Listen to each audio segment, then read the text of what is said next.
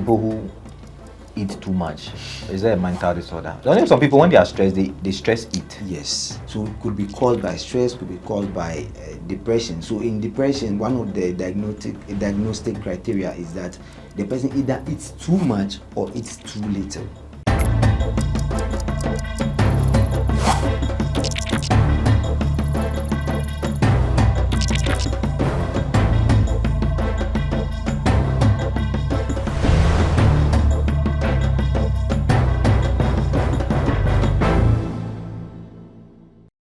Hi, good day and welcome to another edition of the Lowdown on GhanaWeb TV. My name is Daniel Ojo.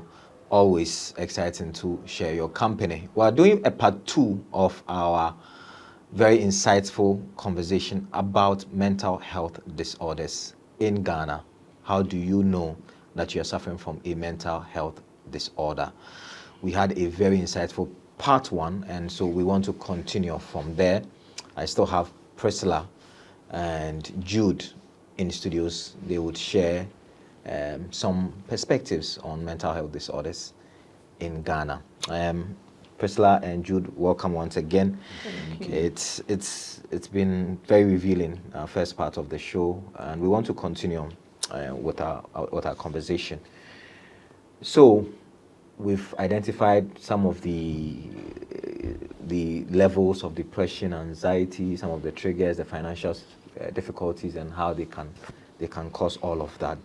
But I want us to focus on some of the causes. I mean, beyond the financial and job insecurity and all of that. What are other causes or triggers of mental health disorders or depression, if you want? You want Jude to take that? Okay, right. Jude, you can start. Okay. So with mental health disorders, the causes are, we have a myriad of causes, a lot of them.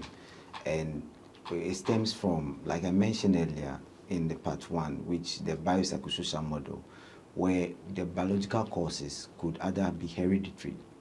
So you could have inherited the condition from a parent, a first-line family member, someone. And also could be genetic. Your gene makeup could determine your vulnerability to these conditions, okay? And coming to psychological, that could be issues regarding things that can disrupt your psychological well-being or your psychological state. So something in regards to your relationship not working out well, your expectations for something and then it not happening, and maybe having a low self-esteem, not understanding the reasons why certain things are happening, and also importantly, having a pessimistic mindset.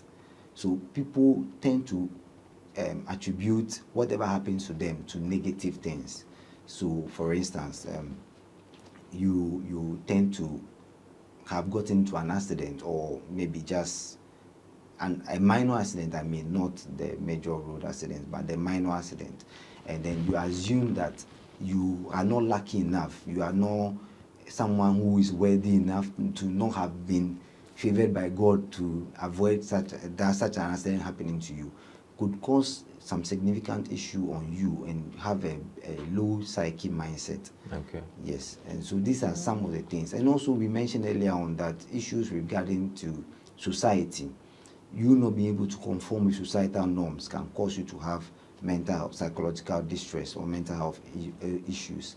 Also issues with family structure. Maybe you grew up in a large family size where attention wasn't particularly given to you because of the number of people in your family. Okay. Yes, and that could also lead you to have mental health issues. Okay. Yes. So I want to add up. So menopause can also cause depression, because at that age, Yes, the hormonal changes and all that, because you are no more menstruating and the hormone that is causing it has stopped. So it can lead the person into depression because of the changes in the hormones. And then, like he said, the personality. Some people, they just have low self-esteem. So if I have a problem with my shape, I think any dress I wear doesn't fit. I think when I pass by, people and people are even laughing. I think they're laughing at me. Okay. I'm not having that confidence and all that. When I'm idle, I think about it, and it makes me feel sad. That one can also cause depression, and then the postpartum depression we talked about, and then also the family history here. So if an uncle was diagnosed with depression or anxiety, and then you ask, and then they tell you your grandfather too was diagnosed with it, then the probability of you also getting it too is very high, and those are some of the causes. So. Can spiritual attacks cause depression, anxiety, and mental disorders? This question, I'm glad you brought this question up, because in our Ghanaian society, we know how our spirituality is. Someone may may tell you this person is trying to kill me. Meanwhile, the person is not doing that. Other people can see the person is not doing that, but the person will tell you, "Obi jina ha or say me fast kind." And then you say home na ehano. Then they take this person to a prayer camp or to malam or a traditional something, and then they keep that person there for, I don't know what they do there, and then they realize that no, it's not helping, it's getting worse. Then before they bring the person to the psychologist, because the person can hallucinate. We have hallucinations, we have delusions, and they are all disorders.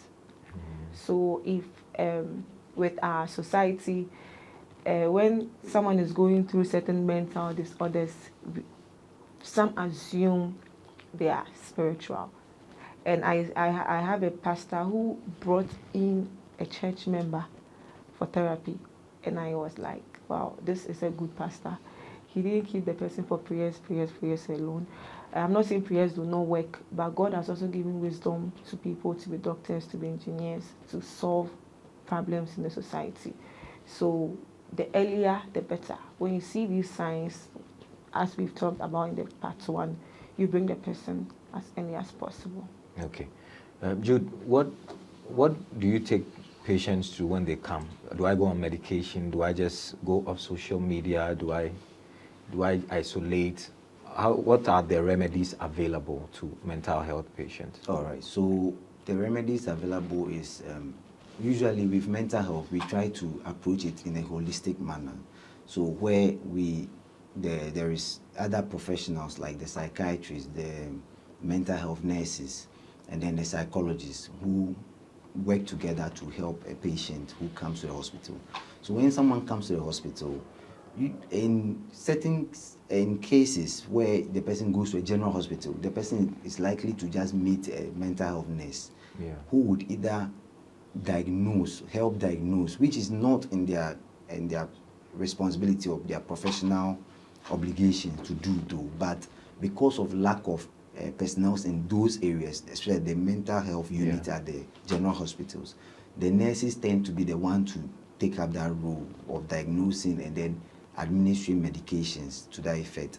But in hospitals as big as the Greater Accra Regional Hospital or Accra Psychiatric Hospital or Punchline Psychiatric Hospital, where we have extensive mental health care, you are taken through the system, the OPD system, where you are checked, the nurses check your vitals, they assess you, and then you are sent to the psychiatrist, who then is able to administer a diagnosis to you based on your complaints and the signs and the symptoms that you present with.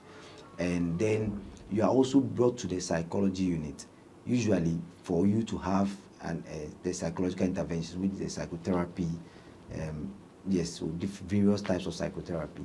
Okay. So I'll add up to what you said. So the procedure, like when you come to see a psychologist, the first is interview. It's through the interview that you can get more information. If you are still not getting it, you do test. We have our own psychological tools and assessments we use. Like a medical doctor will tell you, go and do malaria test, go and do typhoid test. We also have our own psychological test that we use to to get our diagnosis and all that. So if psychotherapy didn't work, and medications, we refer you to a psychiatrist for medication, because we don't prescribe medications. So and then the psychiatrist gives you the medications and they are still not working. Our last resort is to do the ECT for you. What is that? Electroconvulsive therapy. What is that? So maybe there's the brain, the parts of the brain, maybe there are certain parts that are not really aligned well, maybe due to an accident or something. So when we do the ECT for you, that's what we say shock. Some people said almost shocking the panel, just to put them in alignment to see if, because some part is not aligned properly, so it's not working properly, so they can be in alignment. Wow. But I think currently with the ECT, as she mentioned, people there's an ethical issue around it with regards to the way it's administered. Because all around the world or just in Ghana? All around the world. Okay. All around the world. There's ethical issues around, because you are going to put the person through some level of pain. You are supposed to pass electrical shocks through the person's brain to restart the brain, or probably to restart the brain, to put it. Yes. So it's not advisable these days, or what? Yeah, but then, like she's mentioned, it's the last resort. Something that you do if there is nothing else you are able. Even after that, the person can show signs, some changes in behavior. Yes. But after some time, they go away. Okay. Yeah. All right. It's been very, very revealing. We'll go for a short break. When we return, we'll have a conclusive part or last few minutes of this conversation. There's this thing that I've heard, and when we return from the break, I'll ask. People say they refuse blood transfusion, etc., because sometimes when you do organ transplant or blood transfusion, the person whose blood you are getting, if they have mental problems, you start having mental problems. Is that true or is that false? When we return from the break, we'll ask some of the misconceptions and some of the theories around mental health disorders in Ghana. Stay with us for back after this break.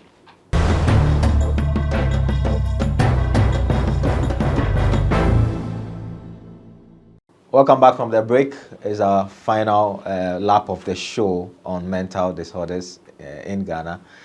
We're learning new things along the way in this conversation. So Priscilla, genuinely and honestly, do you think that we have the facilities to treat mental health disorders in Ghana? There's a lot of stigma around it. When someone has mental disorder, say, Pantayana, you're going to a psychiatric. Immediately there's this perception that, okay, there's a lost case or it's a lost cause, that the person has gone mad. First of all, I want you to touch on the education and sensitization of it, and whether we have invested in the things that would help to solve mental health cases in Ghana. Yes, thank you very much for this question. So I think the government should also help with it, because mental health is total health. Okay. So if I think that's the motto for 37, mental health is total health. So if you are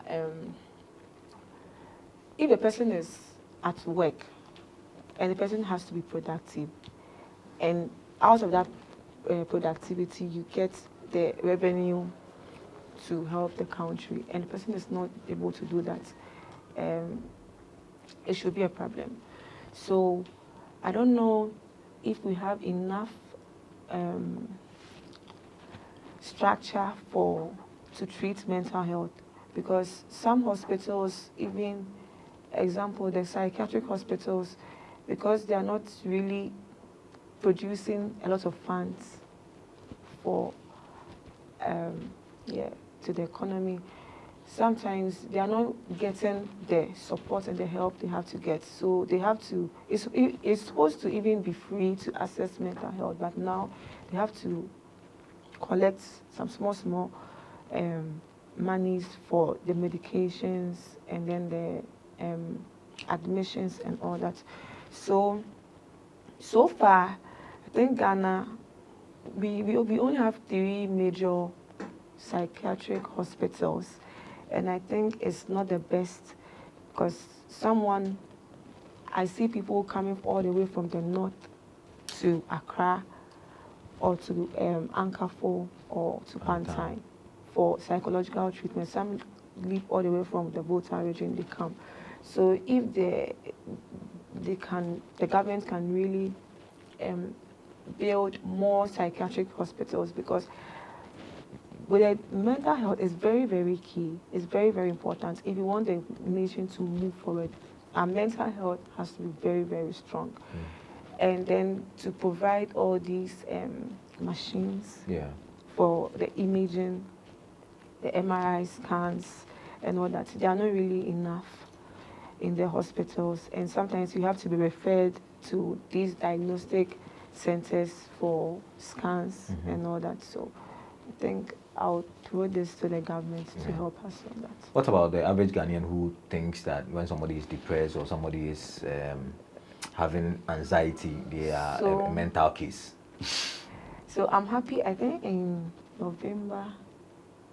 October, that's our mental health month, and we use opportunities to create awareness, because even the workers in the psychiatric hospital want to hide before they enter into the hospital, because when someone sees them, the person feels like if someone sees them, they're going to think or problem or a dream how.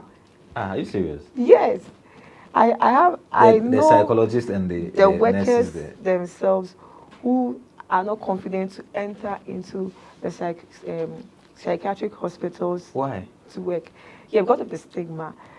But you are not a patient. They are not a patient. Yeah, but they are not wearing some wear muftis to work. So you may think it's just an ordinary person. So that's a problem. It's a problem. Even just to see a psychologist, they just have the notion that it means they are mad. We went to do some screening for a particular company. When we got there, they were like, yeah, bored them. So we had to explain that it's not that you are mad. Nobody is mad. It's just psychological distress or psychological disorders that the person is going through. It doesn't mean the person is mad. So it's a problem. I think is the education that can really help to control all the stigma and then perceptions we have about it. So if we can do more of the education, like a platform like this, we can use that to educate people that when you need help, don't feel shy.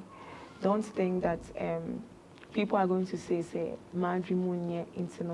psychologist, then it means that they are going to say, I'm mad, please. The earlier you get treated, the better for you. So we are all there. No one you will not go to a psychologist or psychiatrist and tell you, say, oh, about that. No, it's not done. Jude, so when you give, say, medication to mental health patients, can they be on the medication forever for the rest of their life? Like people are on BP medication for the remainder of their life, or? So, not all the time, or not necessarily. So most of the times, the medications are given, and then the condition is monitored over a period. So as time goes on and there's progress in the person's condition, then the medications are reduced.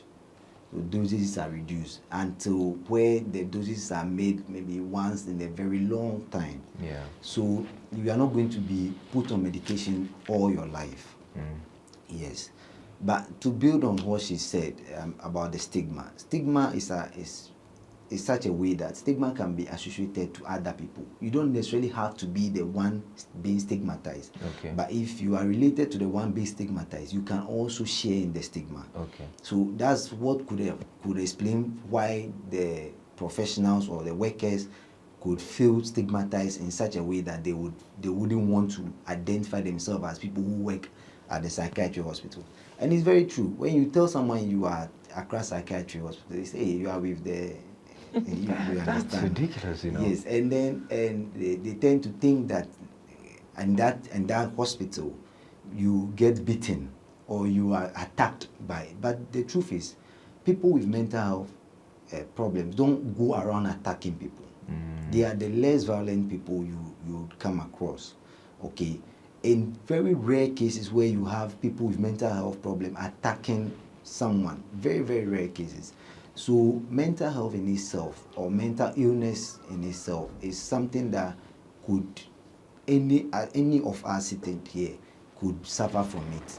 Nobody is protected from mental illness. You could be a victim tomorrow, you could be a patient tomorrow. So stigmatizing against it is as though you are stigmatizing against something that could possibly happen to you in the near future. So I think education must be intensified, as this platform has given us the opportunity to come and educate the general public on what they could look out for, and to identify that these are problems within their space that could lead to mental health illnesses. Yes. Okay. My colleague wanted me to ask you that people who eat too much, is there a mental disorder? I know some people, when they are stressed, they stress eat. Yes. Yes. So eating, there is a mental illness that is known, a group of mental illness that is known as eating disorders. Okay. But these are related, as you mentioned, stress. Yeah. So it could be caused by stress, could be caused by depression. So in depression, one of the diagnostic criteria is that the person either eats too much or eats too little. Okay. Yes. So eating too much, not the normal eating. I mean, we all have appetite for food, and having appetite is very good. It's good. So, yes. What will be your final words to, people who oversee large groups of people? So like you are at work, you are in a company, the HR, the managers, or you are a parent, or you are head teacher, lots of students. What would you say you should look out for so that you can identify that this person needs help? All right. So I would want to reiterate what I said earlier, that for someone to be diagnosed or to have the attention of the professional to be suffering from a mental illness, the person must first of all deviate from societal norms. The symptoms or the problems that the person is facing must cause some significant distress to the individual, and it must disrupt the person's daily activities. So the person shouldn't be able to function as normally as they would have. Okay, so these are the three things you should always look out for, especially in a large group. And as people who are head of organizations, it's imperative that you always try to do maybe periodic psychological assessments for your employees in order to identify those who are going through some problems, or have a certain platform. I don't know, maybe the HR has a certain platform where employees who are going through some sort of problem would come to them and then talk to them. So in our field of profession, we have a group of people, professionals, that are called industrial organizational psychologists. Industrial organizational psychologists? Yes, please. So they deal with just what, companies and... Yes, so their duties is to be part of the companies and help the companies to identify or pick out people who are going through some sort of psychological distress, and then empower them and help them at the early stages before it disrupts their activities and then even affects productivity of the company. So these people, they'll be employed as... They'll be employed. And even with the employment, the psychologist in there can use a test. They can use a test. You think you are feeling a normal test, but the psychologist is assessing your cognitive abilities. It's assessing if you are able or you can do the work they are asking you. They want to even know your personality, what type of personality you have. They use that to find all these things out, but the person coming to work would not know. So that's also the reason why organizations should have organizational psychologists or industrial psychologists. Are there companies in Ghana that have that as like Yes. resident organizational psychologists? Yes, please. Wow. Yes. Multinationals? Yes, they actually employ them as HRs because they work well as HR because they understand personality, they understand the differences in people's behavior and how that can affect productivity and then the work as a whole. So yes. Wow. Yes. So we will encourage companies to actually look out for these people and help, like, employ them into the company, either as HRs or even as people who are assisting the HRs Sure. to help improve the psychological well-being of their employees. Okay. First, I'll give you the last word. What do you have to say to young girls, elderly people, menopause, like you mentioned, people who are going through heartbreaks and all of that? What would you say to them in as far as maintaining their mental health is concerned? Okay, so what I would say to them is that whenever they are going through these challenges that we've been talking about all this time, so they are not able to do their normal activities, they are not able to concentrate, they are not able to eat or to do their usual cleaning and all that, they should seek for help. They shouldn't go to other places.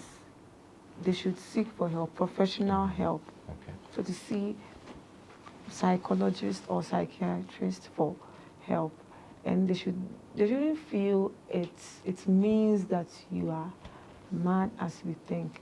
They should be open and seek for help. That's all. If it's difficult for them, they can make phone calls to the hospitals. Some hospitals have call centers.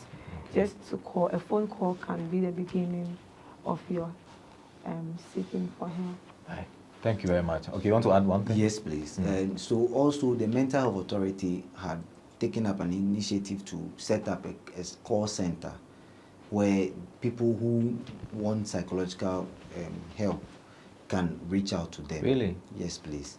How do people know? How do people don't know? Yes, so I mean, it's on this platform that we will be able to educate people on these things. Okay. Right. So you can, I mean, go to Google, look out for the Mental Health Authority call centers. Their numbers are there. You pick it up, you call them, and then you can. So you can just speak to somebody. You can speak to somebody on the phone, and Okay. then yes, and whatever other help that will be given to you will be you'll be directed to seek for any other further help. To add up, please, when there are psychologists or mental health professionals around and they are there to do maybe an assessment or something, we should get involved. You might not know you have a mental health condition. It's through that you would even find out since and it's the way I feel scared or I feel very tense about certain situations is even a problem, because all the time when it's getting to examination, that is when you see someone sick or someone collapsing and all that. Maybe the person has phobia for examination and all that. So if you have psychologists around, get closer to them, and then you'll be well. All right. Thank you very much, Jude and Priscilla. Jude and Priscilla are psychologists in training. Yes. I think that's the best way to describe them. They've shared very, very good insights with us on today's edition.